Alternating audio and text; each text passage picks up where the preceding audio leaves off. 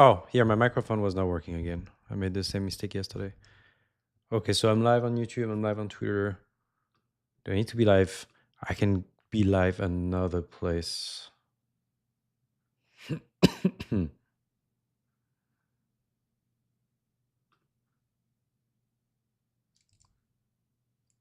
I do Twitch?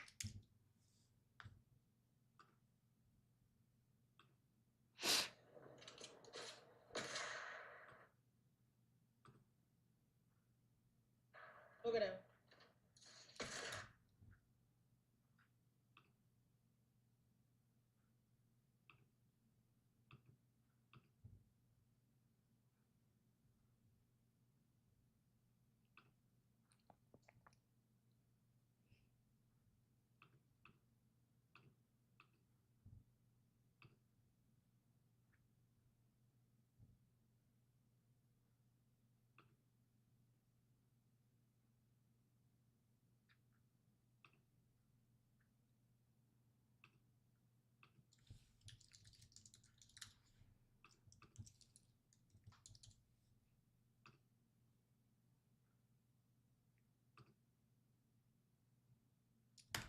Ah,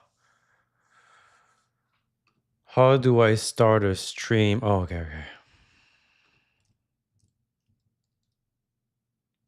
Sorry, there's gonna be a bit of setup before I can get started.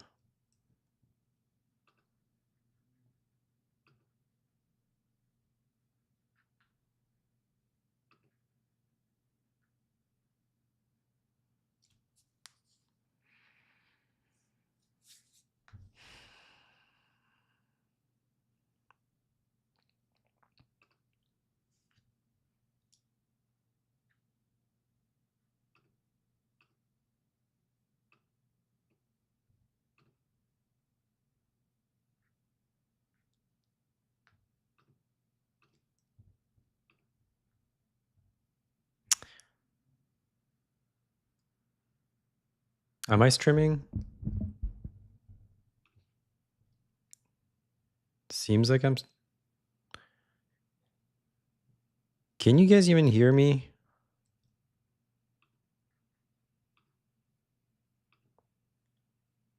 One, two, and two.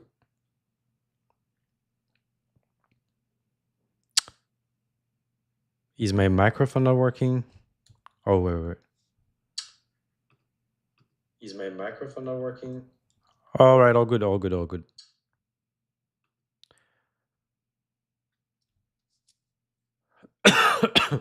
I need to get a sweater. It's freezing cold where I am.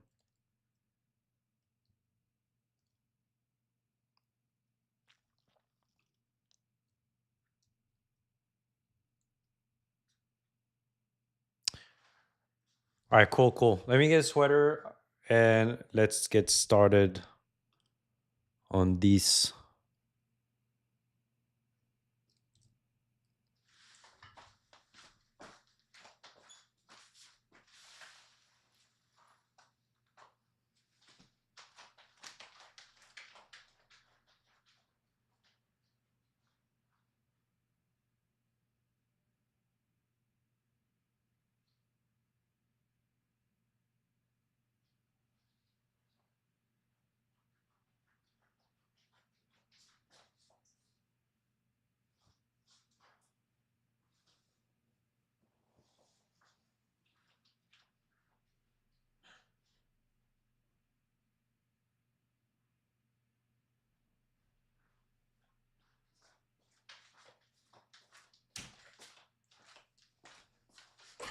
Oh, all right.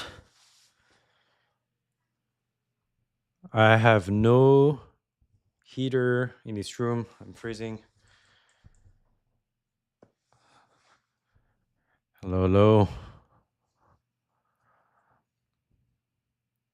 All right, let's do this. I'm not too sure what to do today. Yesterday I was looking at Monero, at Quiz. I guess I finished on this David Schoen paper, blind signatures, the OG eCash paper of David Schoen, which was surprisingly short, only 5 pages. And blind signatures, very simple scheme, no encryption of anything. Oh yeah, I think the coin join. I also stopped on coin join. I was like, I this was like the OG post on coin join, and I was like, I don't really understand what's going on. If I remember correctly, I couldn't figure out why the orchestration of that one transaction that's mixing everybody's inputs and outputs can be done without leaking information. Yeah, that's the question I was wondering.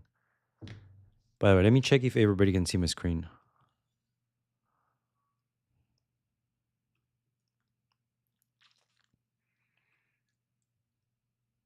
I think it seems like it's working.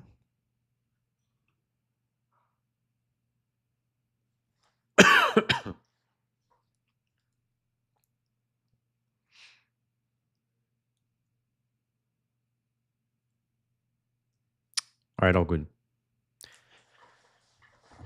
In the simplest possible implementation where users meet up on IRC over this is so old school. When was this posted? 2013. Yes, they do. The next simplest implementation is where the users send their input and output information to some meeting point server, but then the server learns that, right? And the server creates the transaction, asks people to sign it. The server learns the mapping, but no one else does. Oh, so conjoin is it's super easy. You're just mixing by getting in a room with everybody and creating a transaction together. Get a bunch of inputs, outputs. Everybody agrees. Everybody signs, and then you move to a server where only the server knows the mapping. So it's the trusted party. So to me, this is like privacy through centralization. But I've heard that CoinJoin got better, and there's like the Wabi Sabi, or there was a SOK, but I don't know if they really explained. I guess aggregation is the CoinJoin here.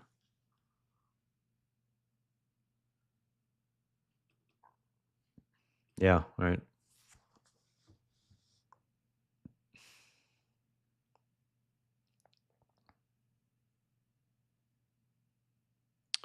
In contrast to join transaction. So here it's single address. So this would be like a CEX, like Coinbase or something like that.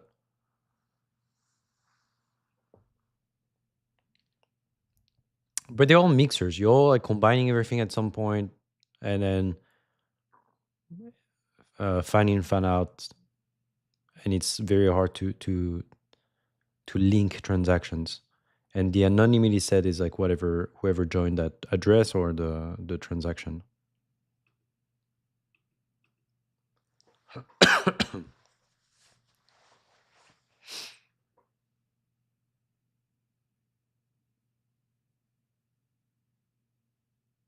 Peeling chains. So maybe let's go through this. This is not too long. This SOK of um, mixing techniques, and maybe we can do that. Then coin join. And then there was this interesting blog post on like how Chainalysis successfully de-anonymized people on Monero. I've always wanted to read it, so maybe that could be interesting to look at as well. Maybe I'll do SOK that, and then coin join, and then we'll go back to Monero. And also, I think I only have an hour, so maybe I could increase it.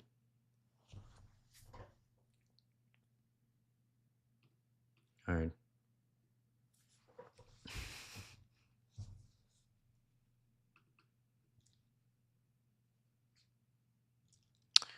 Peeling chains. Who's Baltazar? I don't know.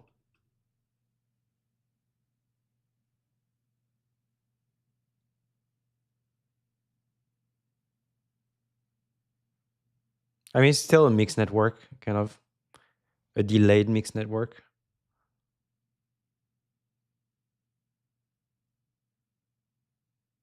Right. creating a tree-like structure. So to me, it's just an aggregation to one address, except that if you're in the UTXO case, then you have to make it looks like a tree structure instead of one address. But I don't see the difference.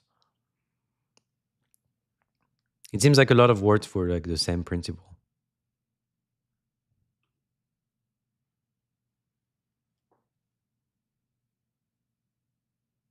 Mixcoin. How many mixers exist?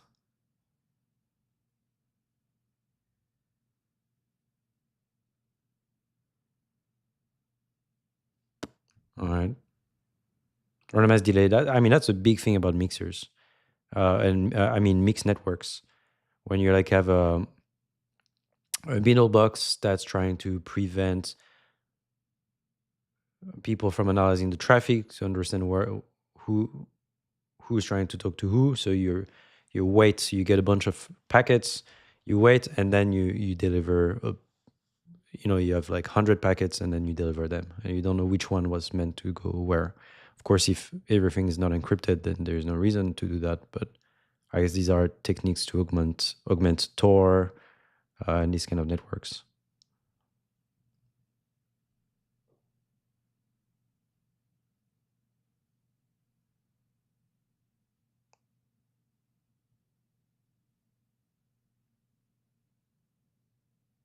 Crucial.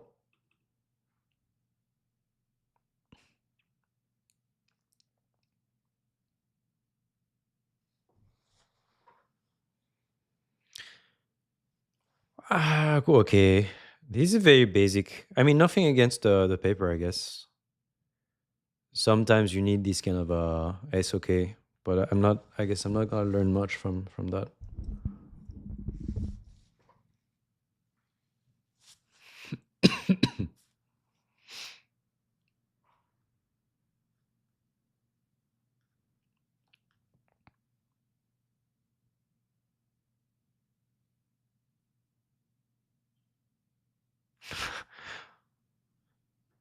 Helix has supposedly enabled money laundering of great proportions at the peak of its popularity.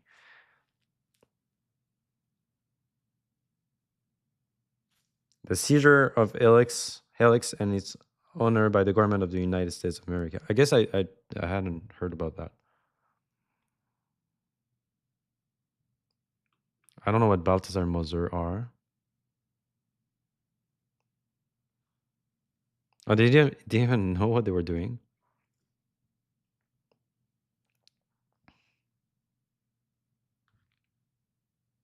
I think there's nothing too technical. It's just a bunch of techniques.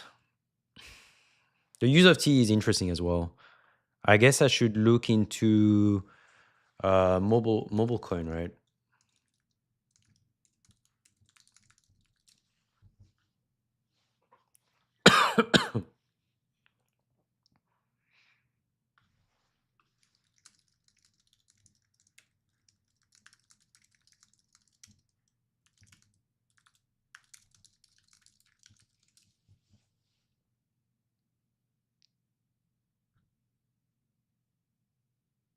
One 134 pages. I'm not gonna read that.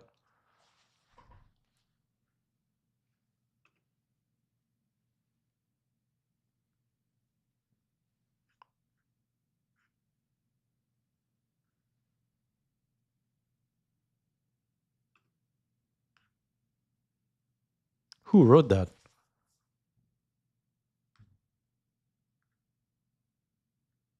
Oh, this is a very okay from the basics. Maybe it's a good one to understand Ring CD at some point.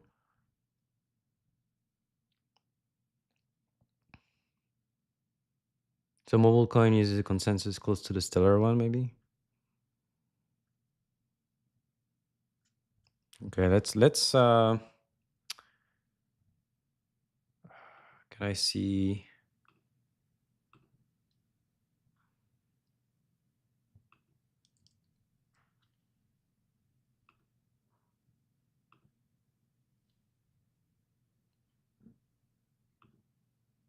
I don't want to download it. I want to the PDF to stay in the browser so I can all right, that's the way we're going to do it. Um,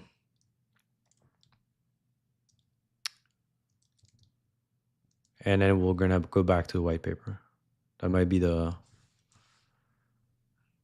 what's gonna be interesting.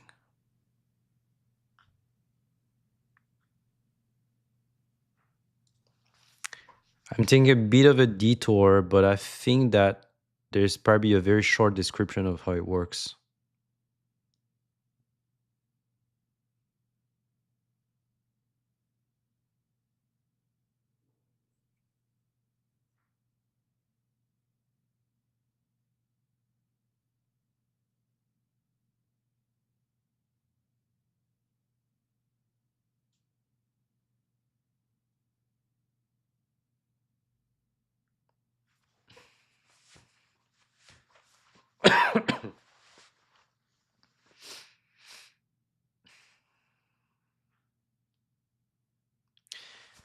Okay, I'm just gonna read that because that's interesting. That's the shortest explanation of a ring signature that I've read, and I haven't really tried to read any description. I don't know what that scheme is, but it seems like maybe it could be simple enough that we can understand it. So we create C as the hash of GV, so random V, and GR. What is R1? Random C1 random A is my public key.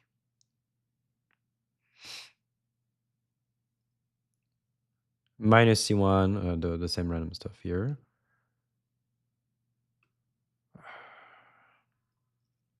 So now we have C, and you create R equals that random value V as well, minus C, the derived stuff, minus some random stuff, times A, my private key.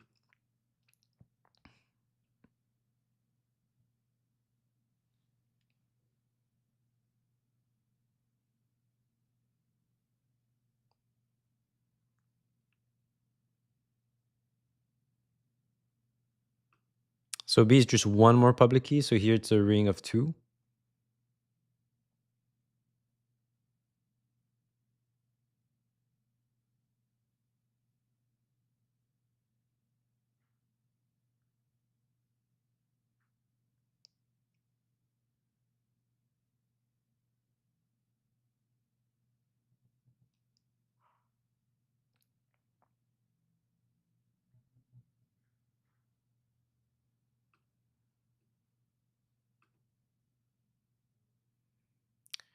Oh, it's almost like an OR proof, an OR sigma proof. Is that basically what we're looking at?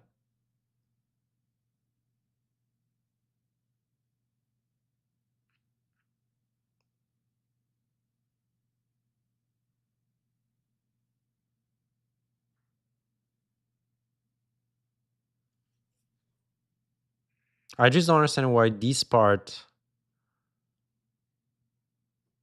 plus C1 is equal to this. Well, C1 is not going to change anything, but so why is this part equal to this part? Well, GR1 doesn't change, right? Except that this G has 1.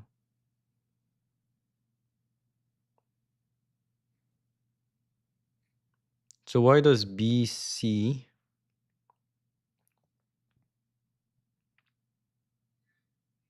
is equals to AC1? I think that's an issue also. It should be AC, right? No. AC1, right? But here it should be BC1.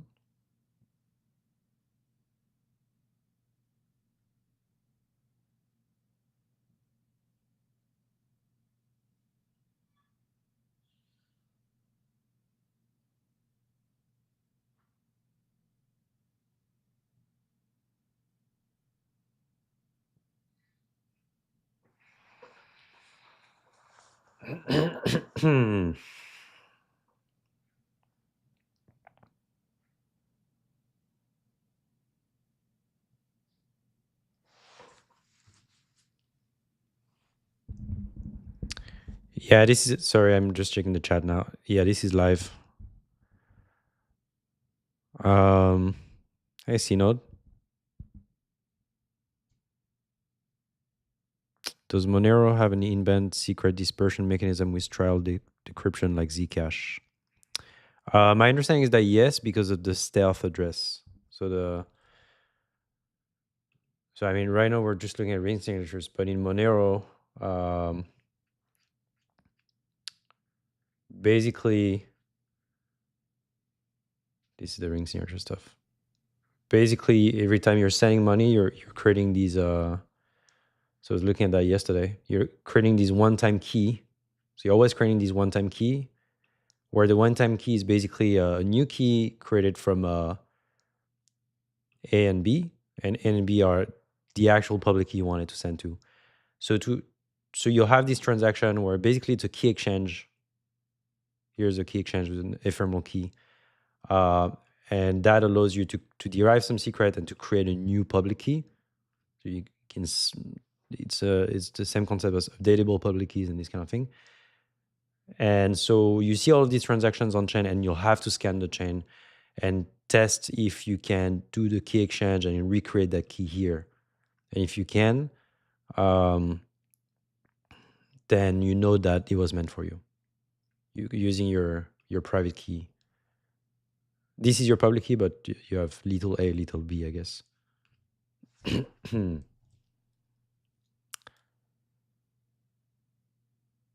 So I think this is what you would call in-band, I think, on-chain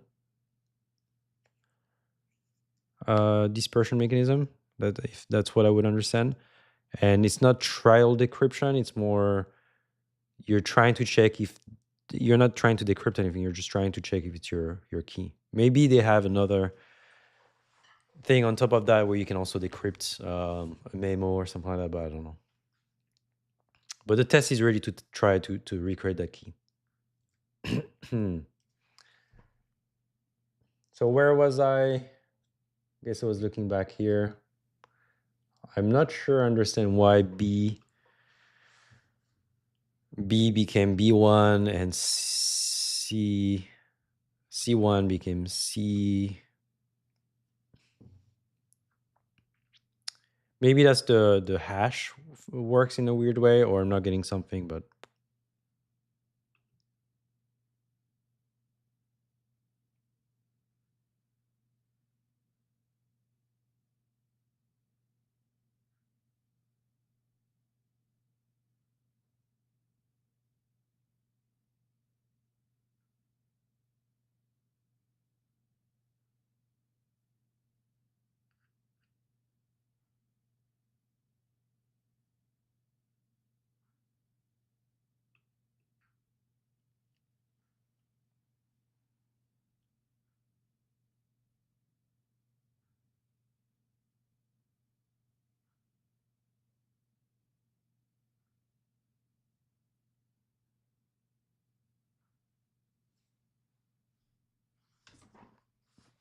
so these ring signatures are interesting because they're kind of like shielded pool, if I understand correctly. These key images are basically nullifiers. You have a set of public keys. In a shielded pool, you have a set of commitments, I guess, and you want to hide yourself in them, but you don't want to tell people which one you use. So you have nullifiers in shielded pool. Here you have key images, and the only way to prevent double spending is to check if a nullifier has been used before. So those Monero. All right, let's go back to the Monero one. Do they have key images here? Yeah, key images. Does the key image set grows forever?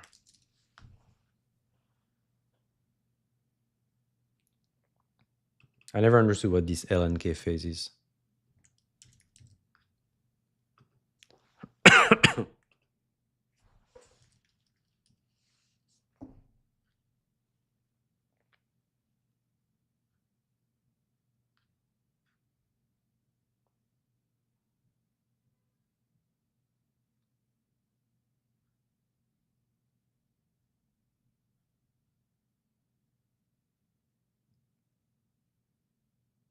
Okay, so link is the checking against the nullifiers. The key image set grows forever. So this sucks. I thought Monero was like nicer than Zcash in some ways because you didn't have this growing set.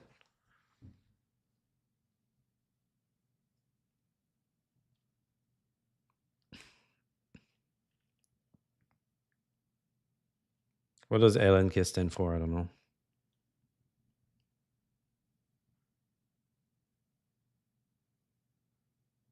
And what is that X? I'm not sure I understand. What is the X in X?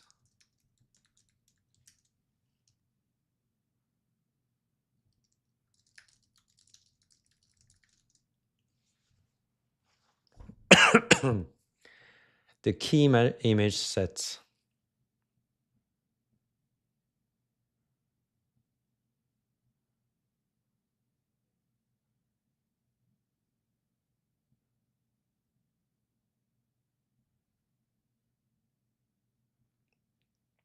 So you must have a zero knowledge proof that you're computing that correctly, like a nullifier, right? The key image was computed correctly using the correct X. Linkability check, okay.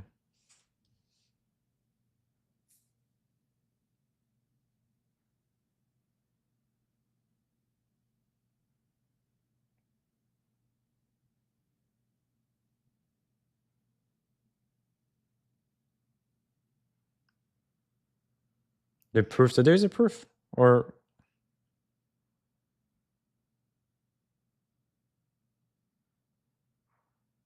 I mean, a signature is a proof.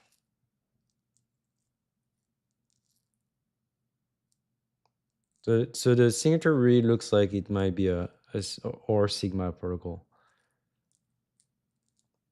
or that it could be analyzed like that. Maybe.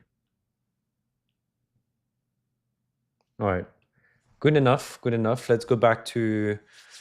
Oh, I just wanted to do a short stint here, just to. So they're just telling us about Monero stuff here, but I just want to see. My Andrew Miller explained that to me once. He said mobile coin is basically Monero, but inside a TE, so that if the TE breaks, you go back to the Monero stuff. If the TE doesn't break, you have total anonymity like Zcash. And I just want to check that in the paper.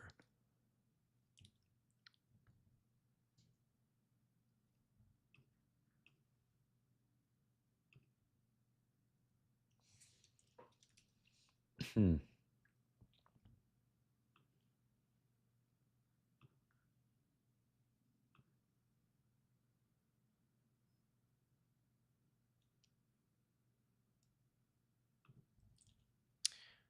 All right. So maybe let's use that guy. Can I clear? No.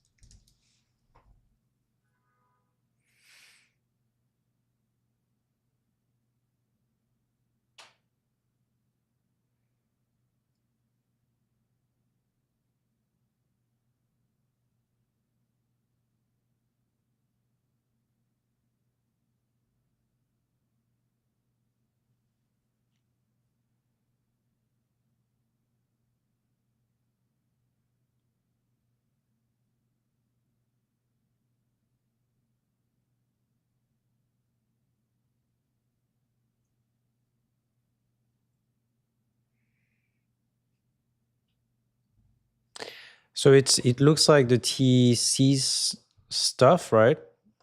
But it removes things. But it doesn't remove enough that if the T breaks and the attestation breaks and whatever, um, then the scheme breaks. So they must leave enough that we can. It's kind of weird, right? They must leave enough so that we can still verify things. Yeah, I'm not sure.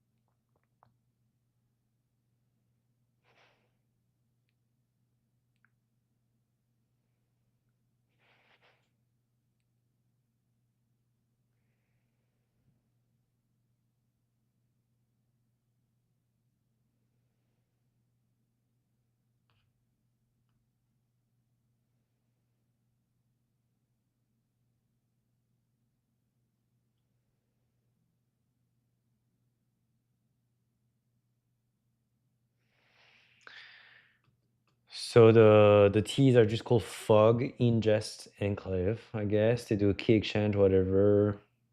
That's not very interesting. It's just like how do you connect to the T and how do you send stuff to the T.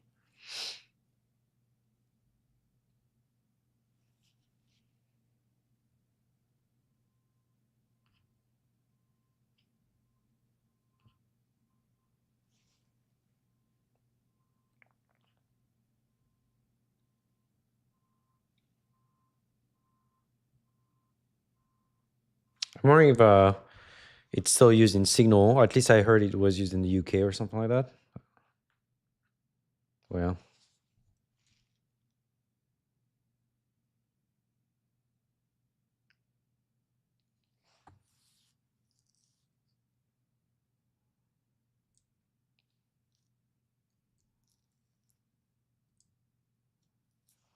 yeah, I'm guessing mobile coin wallets are not as heavy as Monero wallets because they use a BFT consensus protocol. They probably just get signatures from the consensus. It's almost like from a wallet. I mean, that's usually what you want from a wallet. You want to really not have to do as much work as an actual node, and so this kind of consensus basically, since everything relies on consensus anyway, it's nice that you can rely on that only for a wallet, and I'm guessing that's what's happening. Um,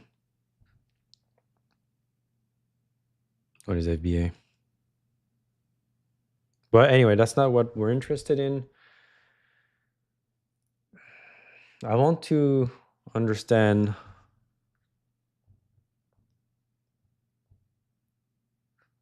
what we remove.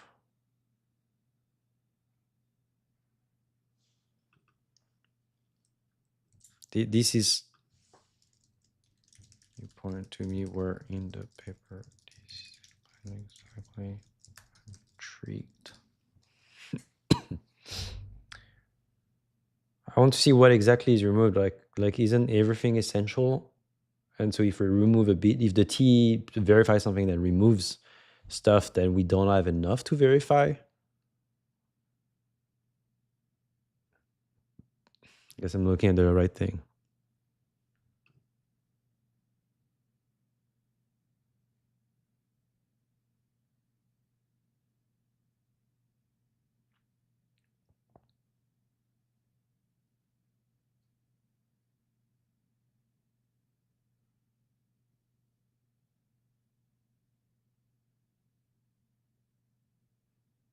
By eliminating the inputs, what inputs?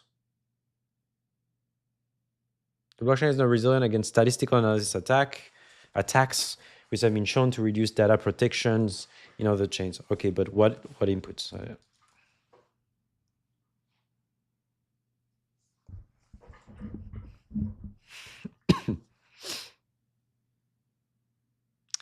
Or I guess because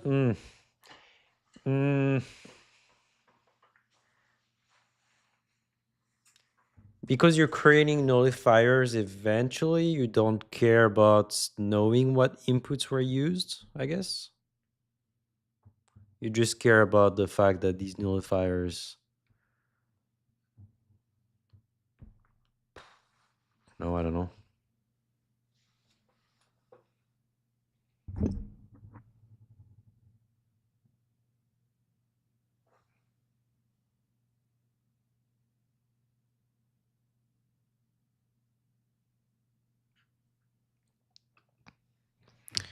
Okay, so we still, outside the enclave, we still need to make sure the key images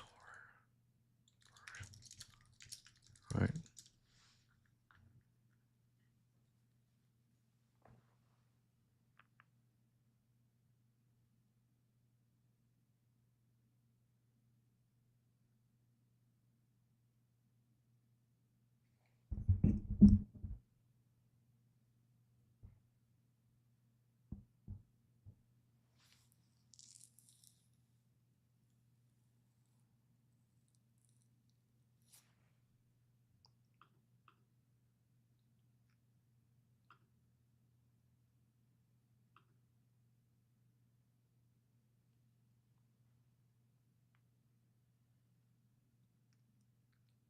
So that's the ring CT that adds encryption to CryptoNote in Monero. Monero started with CryptoNotes. No encrypt. Wait. No. Was there encryption in CryptoNotes?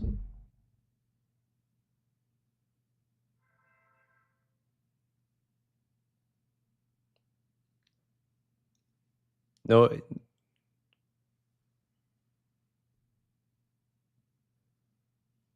So CT had encryption.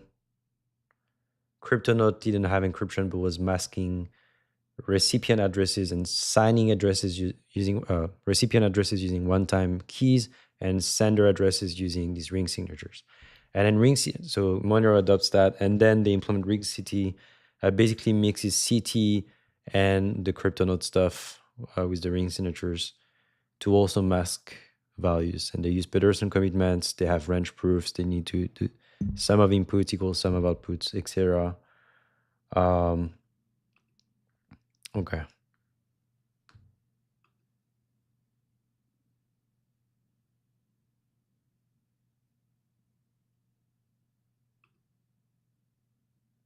Well, this paper doesn't explain much.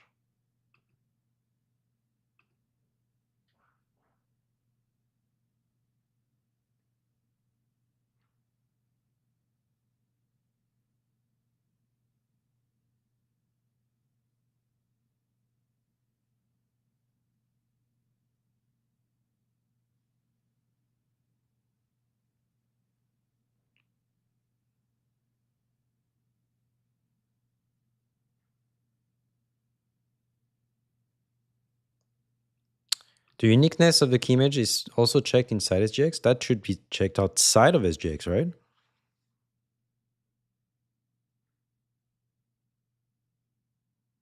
Wait, that's bad, right? If you compromise SGX, then you can double spend. I thought we would just go back to the Monero.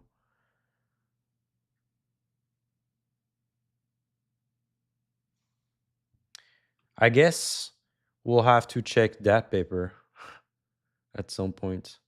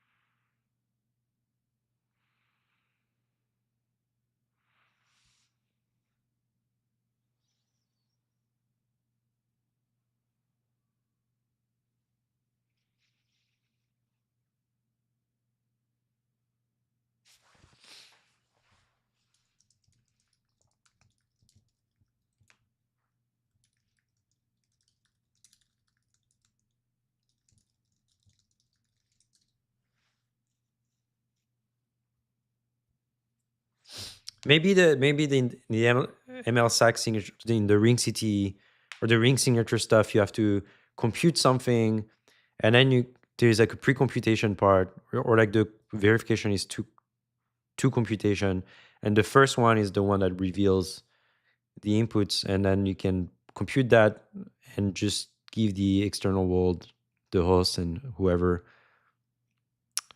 the intermediate part that doesn't reveal that is aggregated and doesn't reveal the inputs. That's my guess now. The T does verify the ML signature before discarding rings. So we just know that there was a signature. It verifies. It produces this thing. Um, we just don't know what ring signature was, like what signature, what public key set was used to verify that, which is kind of weird. Also, like, isn't there like a rule in Monero that you cannot use whatever public key sets? These have to be public keys that you've seen on chain before, or maybe it doesn't matter. Let's ask that.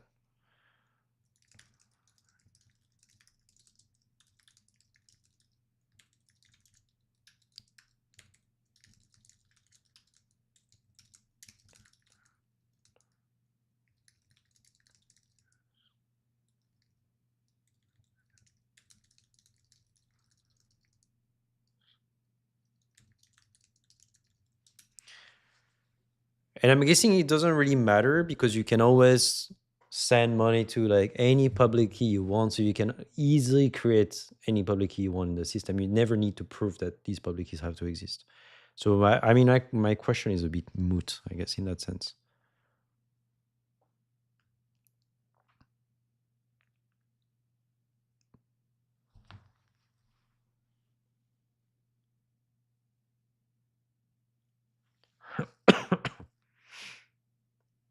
Input signatures, maybe because it's aggregated in one signature. Membership proofs.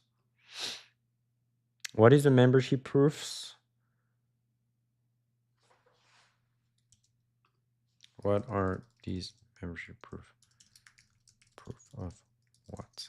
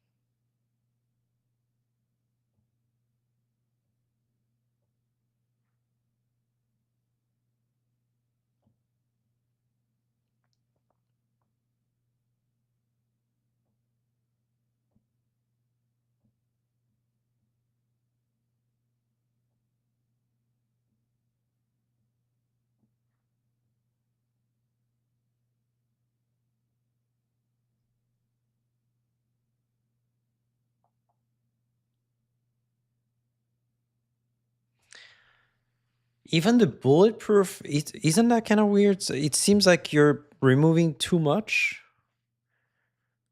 Like, what if you have, what if things are not in range then?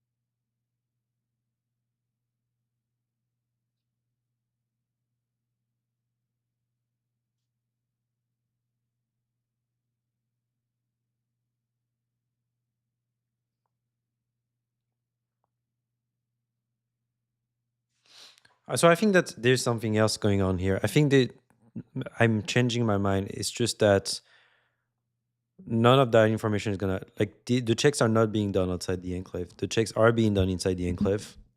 So it's like we rely on consensus. If everybody's done these checks and they all agree on the results, then that's all good.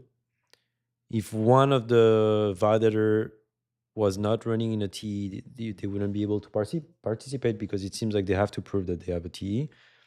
Now, if one of the TE was broken, what the validator would see is the actual ring signature and who the inputs and all this stuff. So it's not exactly if the T's are broken, then you go back to ring signature, because there's also like if consensus is broken, if enough people lie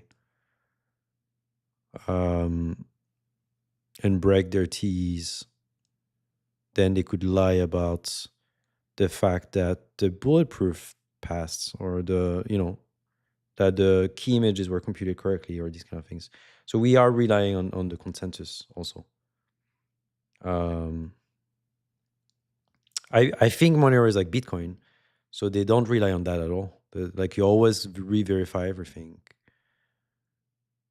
but you cannot do that, something like that, with mobile coin, because you're not verifying as a user. You're not verifying anything. You're trusting consensus to have verified stuff. I think I understand that now. So Monero, it seems more.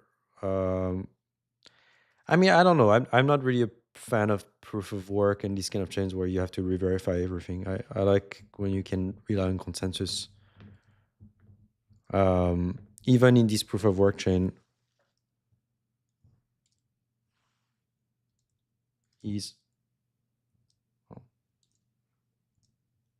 is Monero proof of work. Even in this proof of work chain, you still have fork. I mean, you actually have forks all the time, and so you have to figure out like if you're on the canonical chain, and that's really annoying. Um,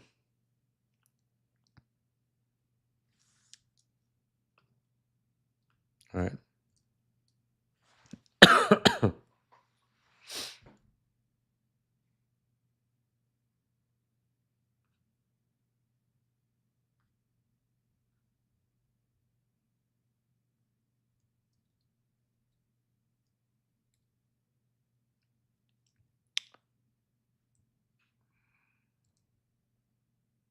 All right. So we took a detour. I do want to look at these ring signature at some point, because this is not annoying not to understand how these ring signatures work.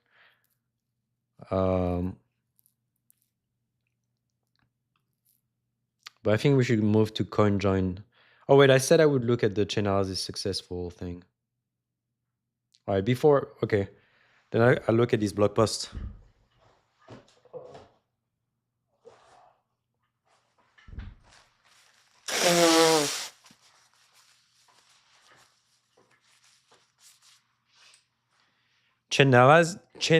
This is the worst name. Chainalysis successful de-anonymization attack on Monero. So this happened actually pretty recently. Oh wow, that was last year. Have I been carrying that blog post for a year? Wow. This is insane. Anyway, follow the thread on D-read. So am I supposed to read this? All right.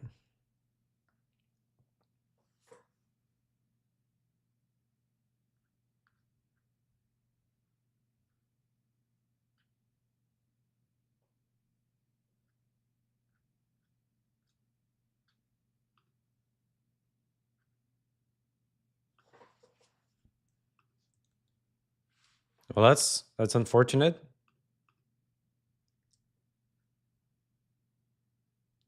All right. Chainalysis successful de-anonymization attack on Monero. What we know so far about the worldwide. Oh, okay, so I guess that's the. All right.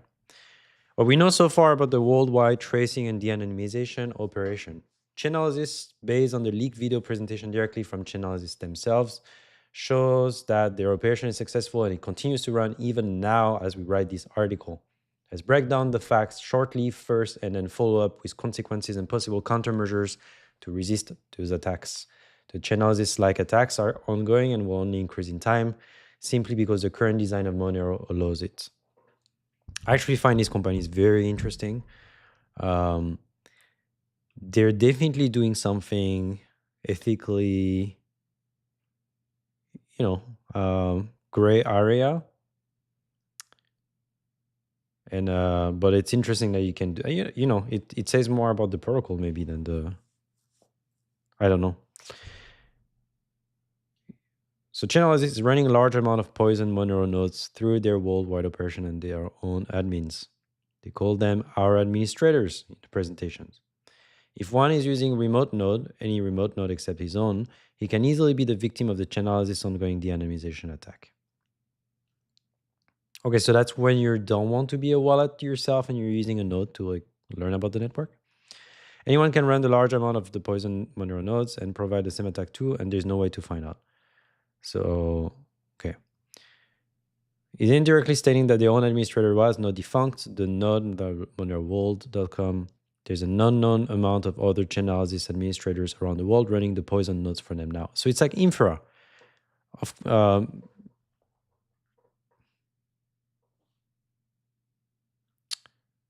it's like infra giving you wrong information. So now let's look at the wrong information they give you. That was the reason the other knowledgeable Monero users called the site as an infiltration. The website is down now. There's no way as of now to identify those poison Monero nodes used by the naive Monero users, right? Let's blame the users, as their remote nodes.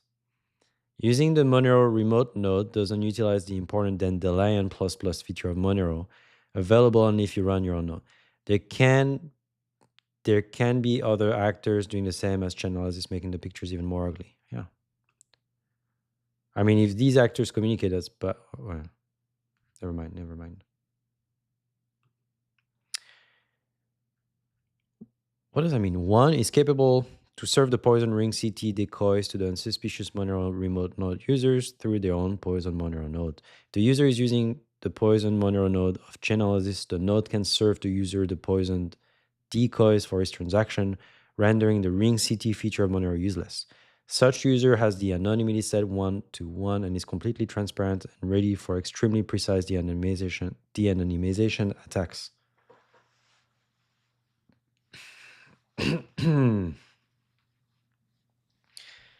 I guess, okay, so I mean, my understanding now is that you need to find other public keys in the network that exist in the network, right? If you're choosing public keys that don't exist and you're making them up, people will see that the only public key that actually existed is the one you're spending.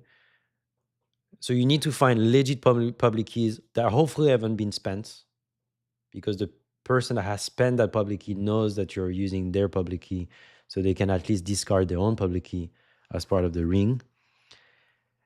And if you're talking to a node for that, you're talking to a service that gives you these public keys for you to create your ring. Then they can just give you bogus public keys that they control and they know you're not controlling, so they know exactly who you are once you publish your transaction. It's a very simple attack. It's the easiest attack I can think of.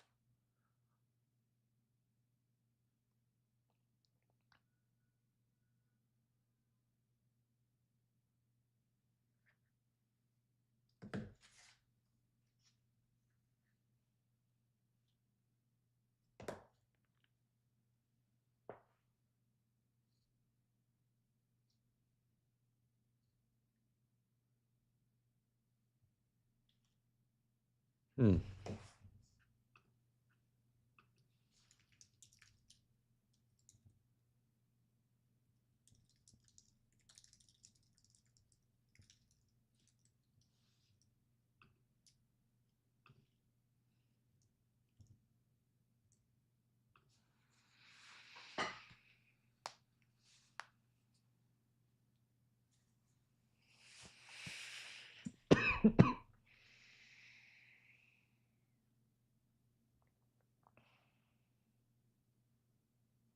And you're collecting IP address because an IP address is talking to you, right? Transaction timestamp, that's always a leak. Transaction size, fees. Yeah, you get all that metadata and then you can try to do stuff with it. They always say when you use Zcash and stuff like that, you should use Tor, right? I remember there was this de-anonymization attack on Zcash. I remember 7 hours ago.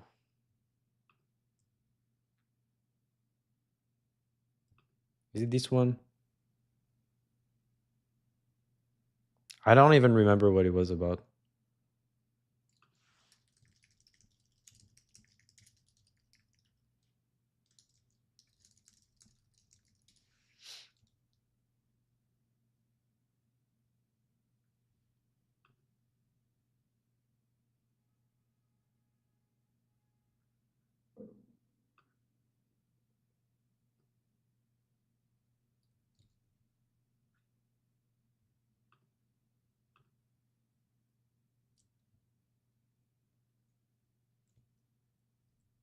It must be. It must be this one then. I don't remember.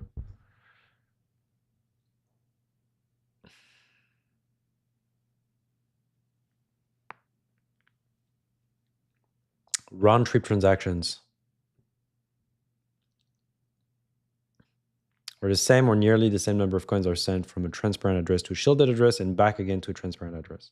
So they're basically using the shielded pool as a mixer, but if they're doing it too fast and it's the same amounts, then it's useless.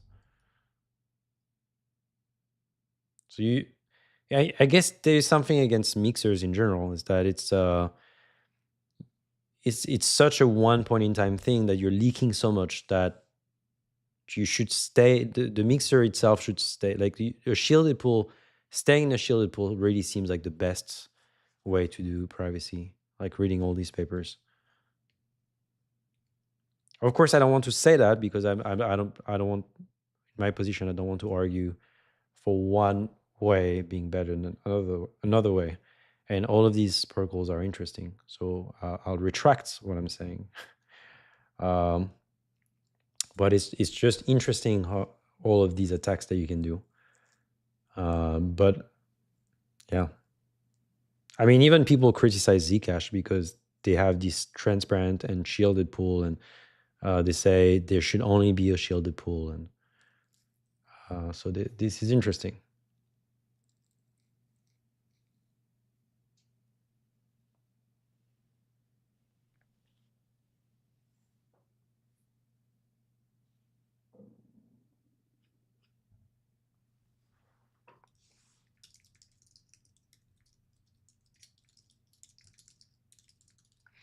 Dianoni. Ah.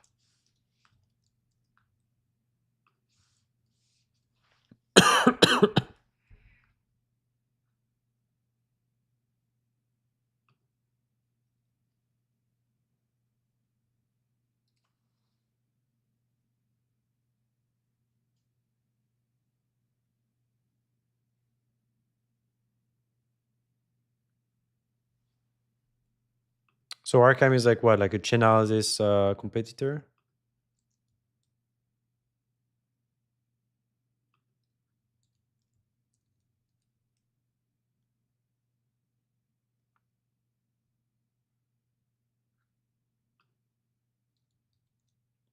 Why would you go on an exchange that has a Chainalysis kind of thing, right? I have no idea what I'm looking at.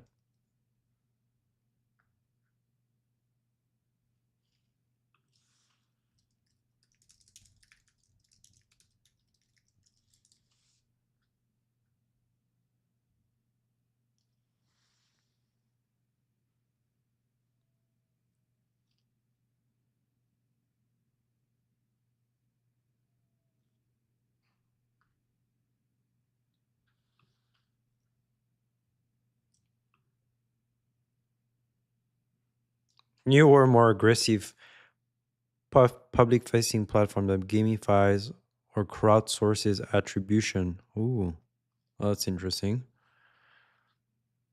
Right, I didn't get that at all from their website.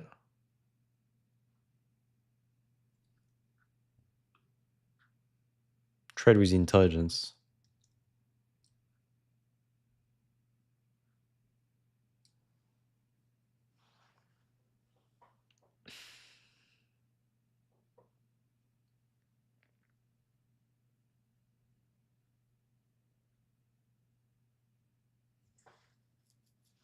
that de-anonymizes the people and companies behind blockchain wallets and transactions.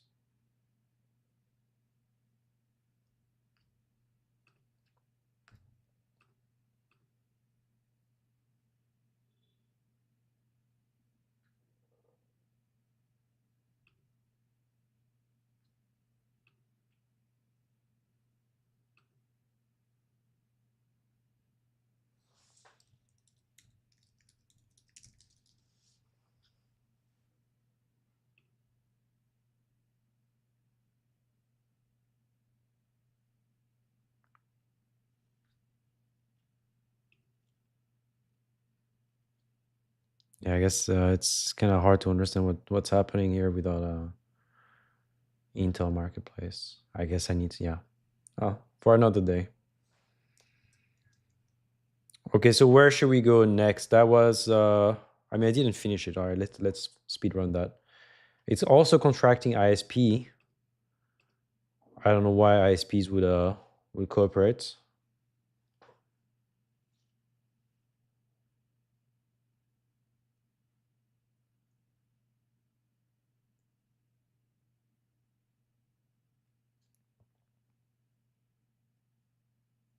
And cooperation with ISPs and centralized exchanges. I mean, I guess if you have like a court order or something like that. I mean, if the government is working with you, they can make the ISP talk. The ISPs usually are I mean, spies, telecoms, and all. And centralized exchanges might want to cooperate also if it's like fraud and stuff like that. They have to, or sometimes they might want to. I guess they usually don't want to, and they just do it because they have to. I don't know. Depends on the people running the exchange.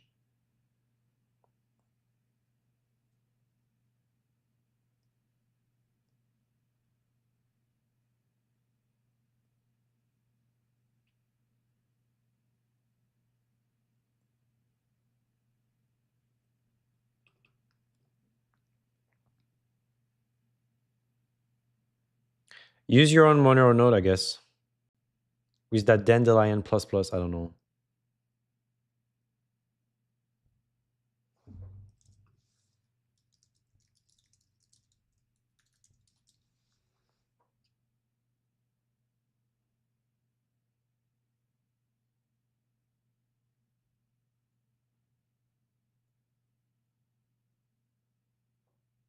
Run your node.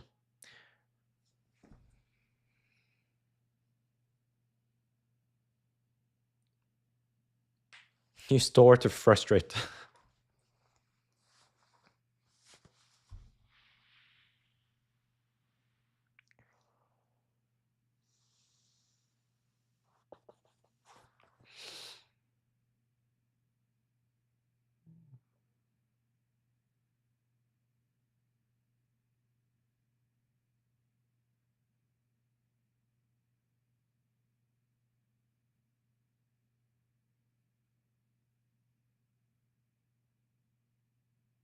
Wait, so it's submitting a transaction to the mempool, or?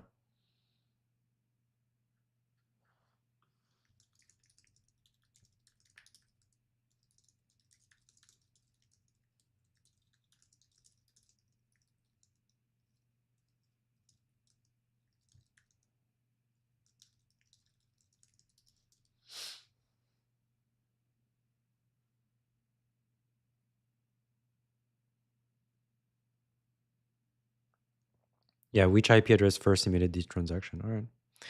This definitely is not as interesting as cryptographic attacks. I mean, this is what this when attackers are doing these kind of attacks is because they. I mean, I guess what should I say here? When they're doing these kind of attacks, it's either because they're the easiest attacks to do. It's the low hanging fruit, is the naive attack. That's what you go for first, or it's because that's the only thing you can do because the rest is encrypted but it's sort of both are kind of true, like it's okay, things are encrypted, so you can't just look at the chain and see what people are doing, but it's also even if you could look at a chain, you would want to know people IPs and these kind of things. So that's what you would do anyway, and that's what you would. That's the naive, easy way, and it works pretty well. It's just very hard to anonymize yourself on the internet. Even with Tor, and Tor is the same kind of attacks where most of the, I don't know most, but a lot of Tor nodes are run by de-anonymization companies, and most likely the U.S. government and I don't know, the NSA, whatever, the FBI. I don't know the government agencies.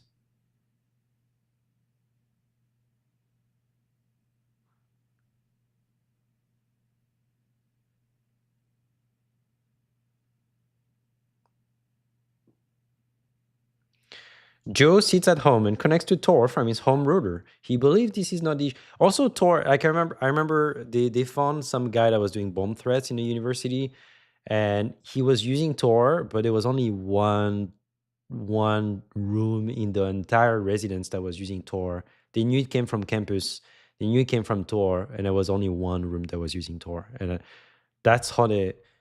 Yeah, if you're the only person using Tor, of course, I don't know it's you also. It's like doing this kind of doing OPSEC from a single user perspective, trying to hide who you are is it sounds like an insane thing to do. Like I remember I was listening to some when I was much younger, I was listening to some guy that was sending Trojans and like hacking people and stuff like that. And he was saying it only takes one mistake where you don't use proxy computer, you forget to use a VPN. Like it only takes one mistake for people to find out about you. But at the same time, when you're playing defense, which is more my job, it only takes one mistake and people can enter the castle. So it's on both sides.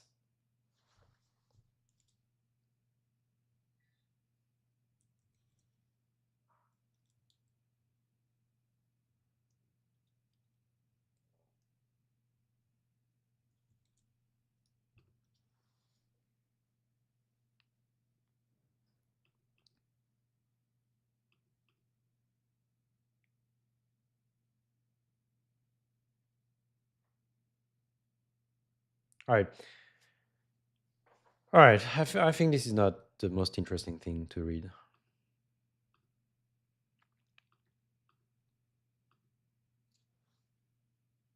Let's do CoinJoin.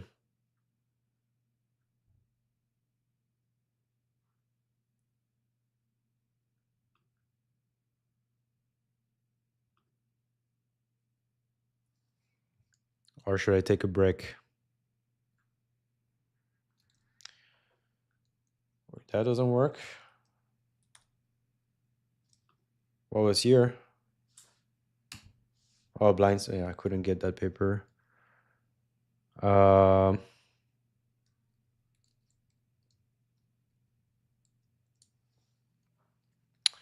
CoinJoin is a technique using Bitcoin transactions to enhance privacy and confidentiality.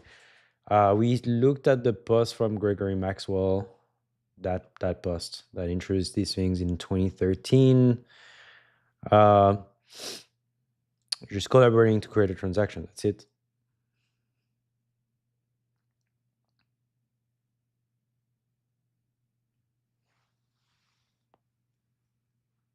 At some point, we should also look at the zero cash paper ePrint. It's a beautiful paper. It's pretty easy to read. Uh, more PDFs of all the OG zero coin, zero cash, Zcash. Okay, it doesn't work.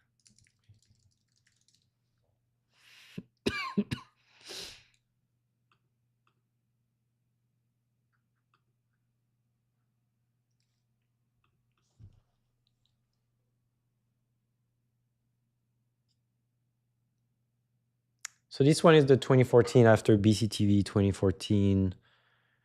We're not interested in this one because it does too much. Oh, it has a nice I should read that. Dude, this is long. I mean, I'm trying to understand, privacy coins. So it's nice to read more about the history of things from newer papers. It's 2014, but it's new compared to like these 1982 papers. So Shum first obtained anonymous e-cash. In Shum's scheme, the minting of a coin involves both a user, Alice, and the bank to mint a coin, blah, blah, blah, blah, blah, blah. Blind signatures. I already know this scheme.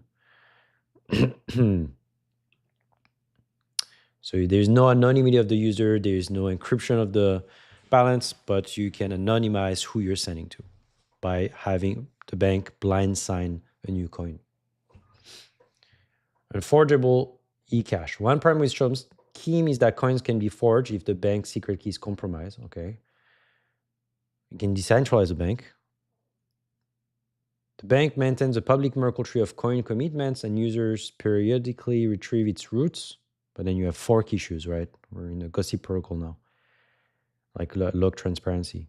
In particular, the bank maintains no secrets. When Alice requests a coin, she picks a random serial number, an auxiliary string, R, and then sends a commitment to this thing to the bank. That's the same as the previous scheme. The bank deducts the appropriate amount from Alice's bank and then records CM as a leaf in the Merkle tree. In the previous stuff, we had blind signatures. Here, we commit stuff ourselves and we have a Merkle tree. So this is a shielded pool, right? Afterwards, to pay Bob, Alice sends him SN along with a zero knowledge proof of knowledge pi of the following NP statement. There is R such that. So we're using ZKP now. Interesting.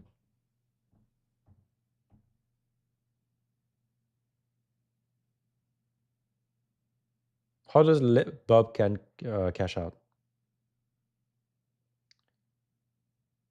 Okay, they cash out by showing the serial number.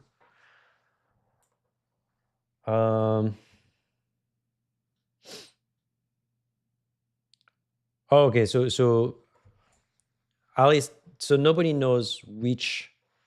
I mean, so no, you're revealing that serial number is like revealing a nullifier. Is the same, right? Except that the nullifier is what was committed in the first place. So that's interesting. I'm wondering why Zcash doesn't do it this way anymore. Like the nullifier in Zcash is derived from the commitment or something in the commitment instead of having it in the commitment. So that's interesting. Wow, that's almost a midpoint way before Zcash. And so you can cash out, you can cash this out, but nobody knows which commitment it was, right? We just know it's one of the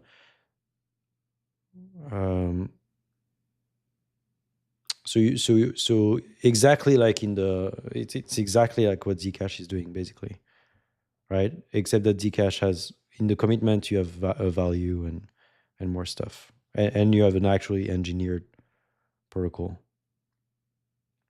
So fungible. So in this paper, like ST99, we hash a coin serial number and use Merkle trees to compact represent the set of minted coins. Unlike ST99. So is this ST99? Yeah, this is ST99. We also enter the privacy of a coin's value. Oh yeah, because here to spend it, you have to reveal the value. So instead of spending it, you'll have another ZKP that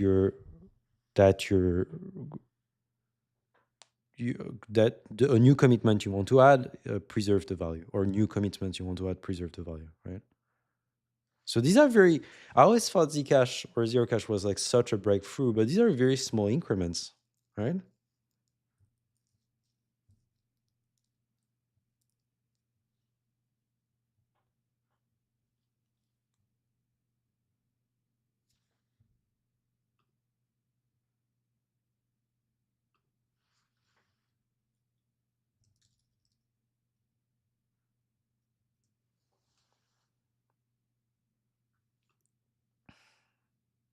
Do not rely on a trusted bank, right?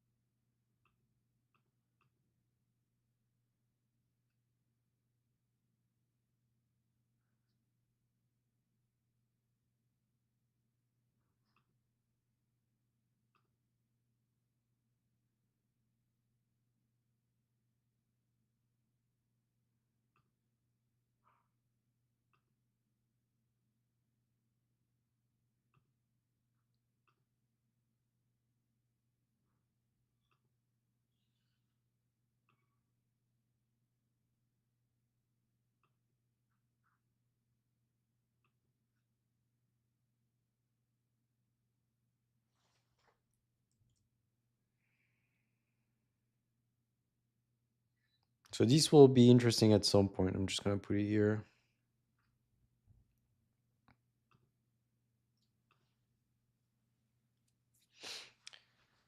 CoinJoin. I keep getting distracted, but this is we should stay here.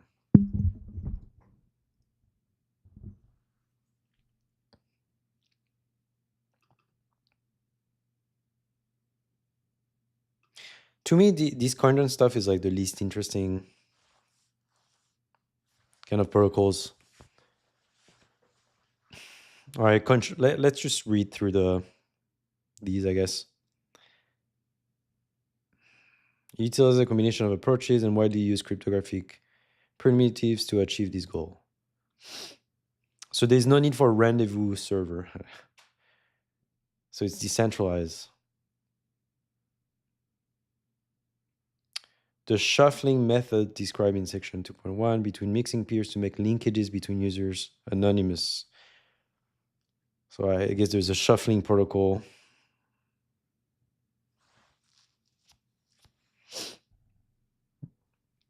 I want to look at Wabi Sabi, which I think is the last one. Wabi Sabi CoinJoin ePrint. Maybe not the last one because 2021, but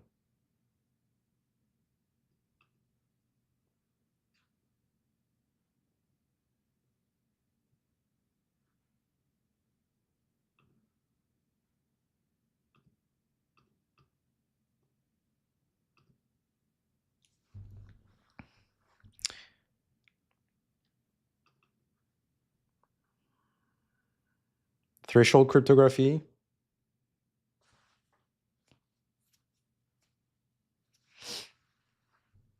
So that's interesting. I think whenever they use threshold cryptography, it's like it's kind of like encrypted mempools. Like everybody submits something, and then at the end they collaboratively decrypt what was inserted in a mempool or in a block, so that you couldn't really see how the block was being formed as it was being formed.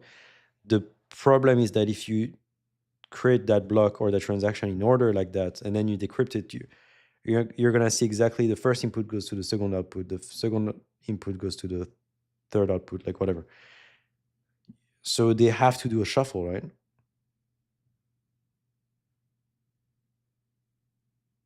It forces participants to commit to their inputs and outputs before the mixing process. Yeah, but you need more than that here. You don't care about. I mean, I guess maybe you care about that. You don't want front runners or something like that. There's no front running though. You're right. There's no front running in Bitcoin in this sense. Front running happens at the block level, not at the transaction level.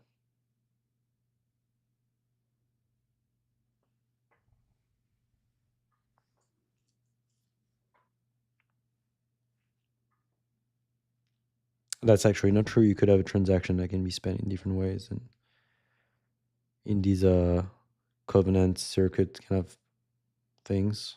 But okay, that's not too interesting.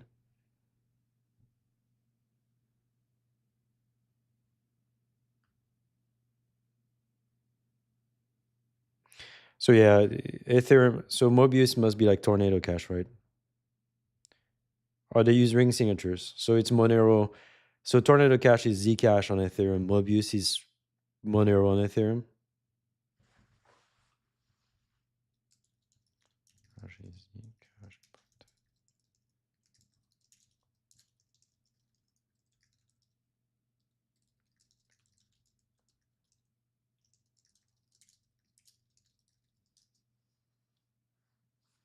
What did you ask before?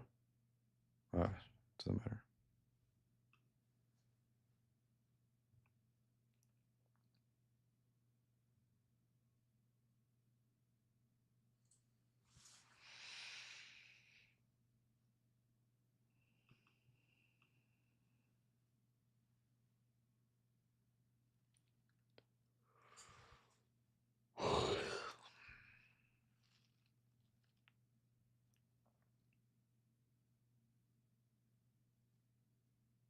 They don't really explain technical stuff. That's kind of sad, but Tornado Cash, we know it's just Zcash, right?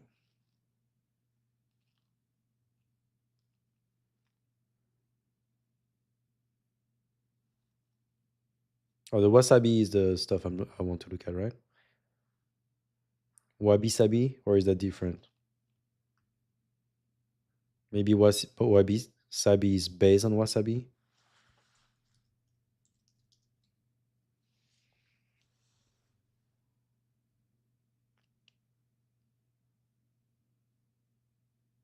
Zero Link is the most popular Shomi and CoinJoin implementation for Bitcoin. I guess I didn't know there was this whole line of work on Bitcoin. Whirlpool.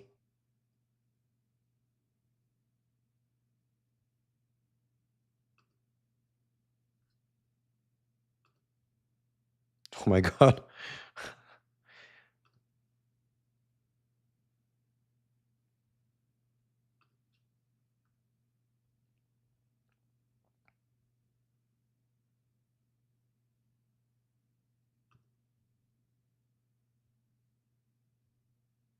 Shomi and CoinJoin.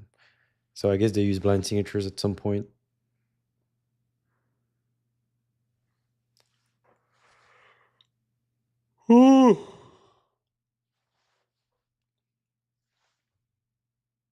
Mix ETH.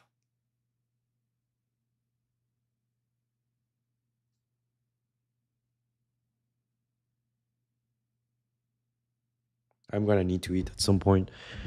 I might cut the stream short just to grab some food.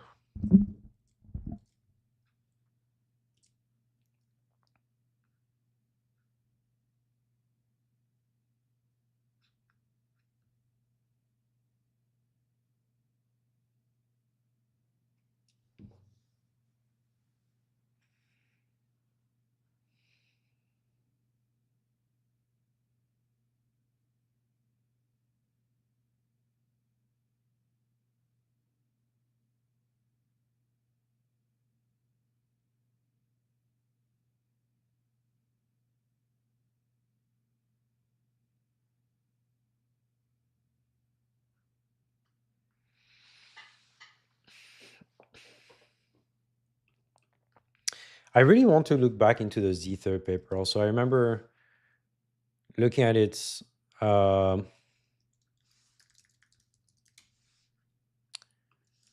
a while back, and there's a key anonymity variance. Where is the key? And I thought that was very interesting. Maybe it's later.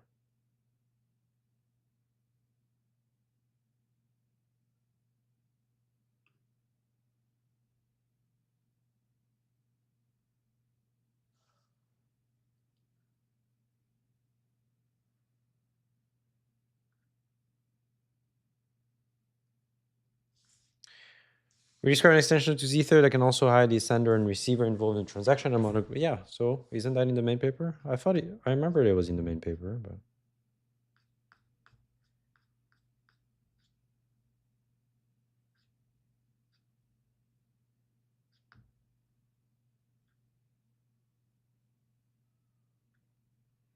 Anonymous ether, right? Yeah. And so it's almost like they use the ring signature kind of thing and I thought that was very interesting as well. Or you're just choosing a bunch of accounts, but you're not updating them.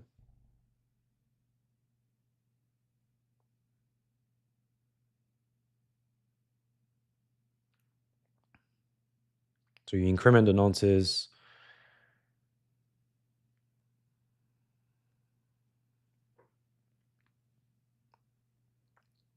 Some similarities to Monero, right?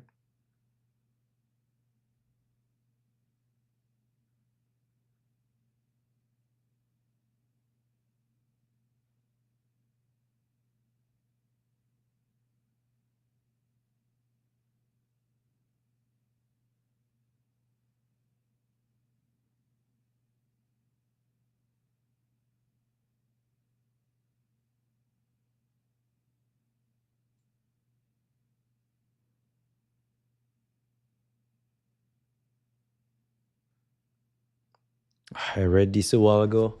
I'm not sure why they talk about double spending in this.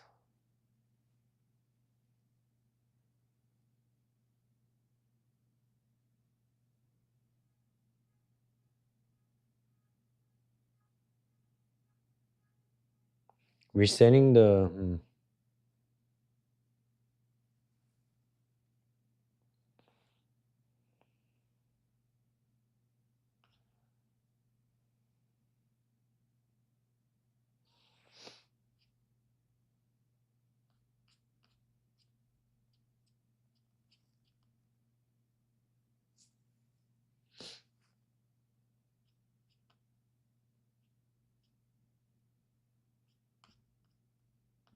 Right, so they don't really describe it. What am I blind?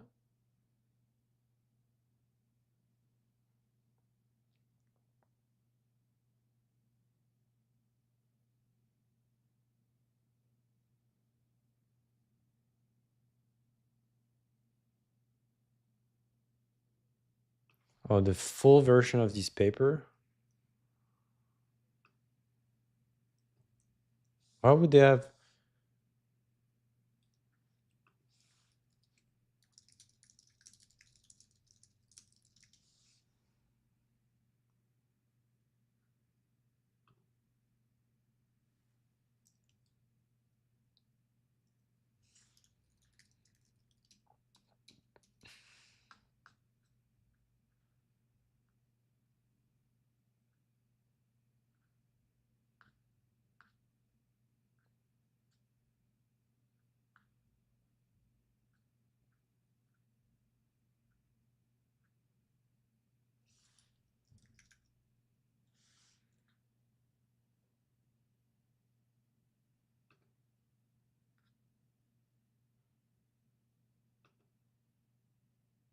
That's the full version. Oh no. Okay. Zether, same title, same people, 33 pages, 43 pages. All right, whatever.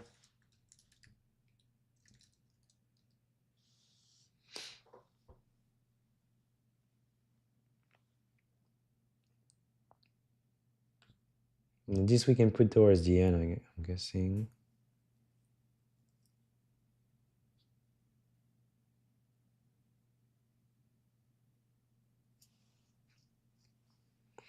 So you're hiding both yourself and the sender and the recipient among different public keys or different accounts.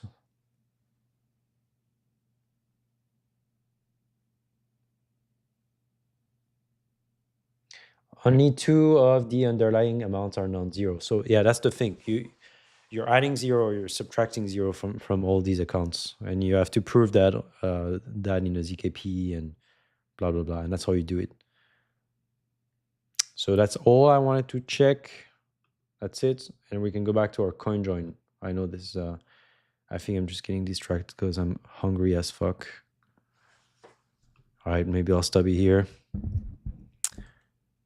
And oh wait, didn't I say I would finish this before stopping it? Let's just speed run and then I'll stop. Centralized exchange, sure. Monero, yeah, we've been looking at that. Zcash, Oasis. I don't know what Oasis is. Oasis and Secret are layer one blockchains. Oh, TEs. Oh, all right, these Oasis.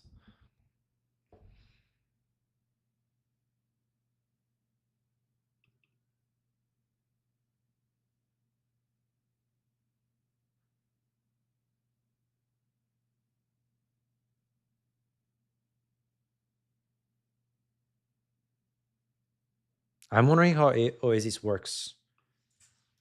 There a PDF that explains how the Oasis cryptocurrency.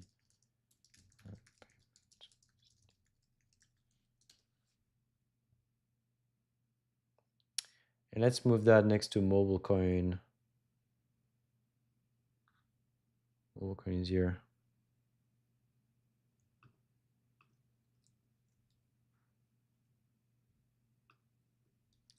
T assisted confidential smart contract. I feel like I've read this paper a while ago.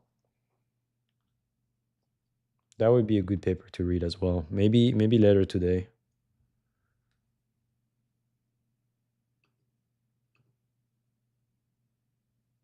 I wish I could like bookmark and like sort my tree of links. That would make things easier. All right, there's nothing I can do here. I can pin. Okay. Maybe I should pin my this one. That looks weird. Uh,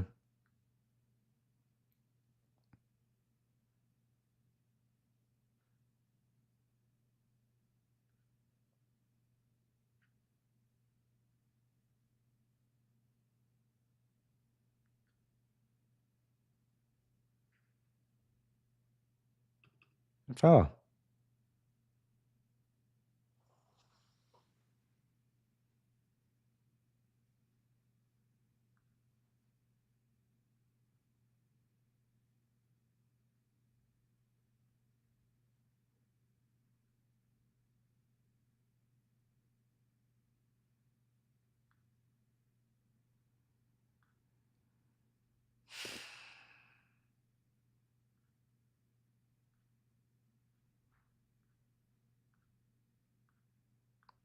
All right. I think that was enough for the speed run. I don't think there's really anything more interesting here.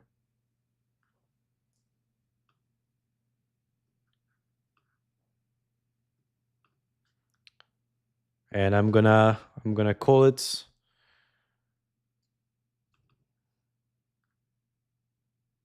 I'm gonna call it a day.